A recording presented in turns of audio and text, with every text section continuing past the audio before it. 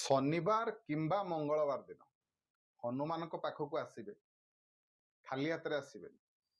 କ'ଣ ନେଇକି ଆସିବେ? ଗୋଟେ ବଢିଆ ଜିନିଷଟେ କହୁଛି। ଅଶ୍ୱସ୍ଥ ପତ୍ର ସଂଗ୍ରହ କରିବେ ଅଯୁଗ୍ମ ସଂଖ୍ୟାରେ 7, 9, 11 ଏଇଭଳି, ଏବଂ ଏ ଅଶ୍ୱସ୍ଥ ପତ୍ରରେ ଲେଖିବେ ରାମ ନାମ ଲେଖିବେ। ରାମ ନାମ ଲେଖିବେ କୋଉଥିରେ ନା ଆମର ହନୁମାନଙ୍କର ଯୋଉ ସିନ୍ଦୁର ମିଳେ, ଯୋଉ ରଙ୍ଗର ସିନ୍ଦୁର ମିଳେ, ସେ ସିନ୍ଦୁର ସାହାଯ୍ୟରେ ଆପଣମାନେ ସିନ୍ଦୁରରେ ଟିକେ ରାଶି ତେଲ ମିଶାଇ ଦେବେ। ମିଶାଇକି ରାମ ନାମ ଲେଖିବେ। ରାମ ନାମ ଲେଖିକି 11ଟି ପତ୍ରରେ ରାମ ନାମ ଲେଖିବେ ଏବଂ ତାର ଏଇ ଯୋଉ ଡେମ୍ଫରେ ଯୋଉ କଲବା ସୂତା ମିଳେ, ସେ କଲବା ସୂତା ସାହାଯ୍ୟରେ ସବୁ ଗଣ୍ଠି ମାରିଦେବେ।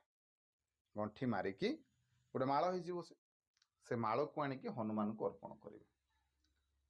ଅର୍ପଣ କରିବା ସମୟରେ ରାମ ନାମର ଉଚ୍ଚାରଣ କରିବେ। ହନୁମାନଙ୍କ ନାଁ ଉଚ୍ଚାରଣ କରିବା ଦରକାର ନାହିଁ। ରାମ ନାମର ଉଚ୍ଚାରଣ କରିବେ, ନିଜର ଦୁଃଖ ବିଷୟରେ ଜଣେଇବେ। ଦେଖିବେ ହନୁମାନ ନିଶ୍ଚିନ୍ତ ଭାବରେ ଆପଣଙ୍କର ମଙ୍ଗଳ କରିବେ, କଲ୍ୟାଣ କରିବେ। 7 ପାଳି କରିକି ଦେଖନ୍ତୁ। ଯଦି ଆପଣଙ୍କର ମନସ୍କାମନା ପୂର୍ଣ୍ଣ ହବନି ତାହେଲେ ମୋତେ କହିବେ। ଭିଡ଼ିଓ ଭଲ ଲାଗିଲେ ଭିଡ଼ିଓକୁ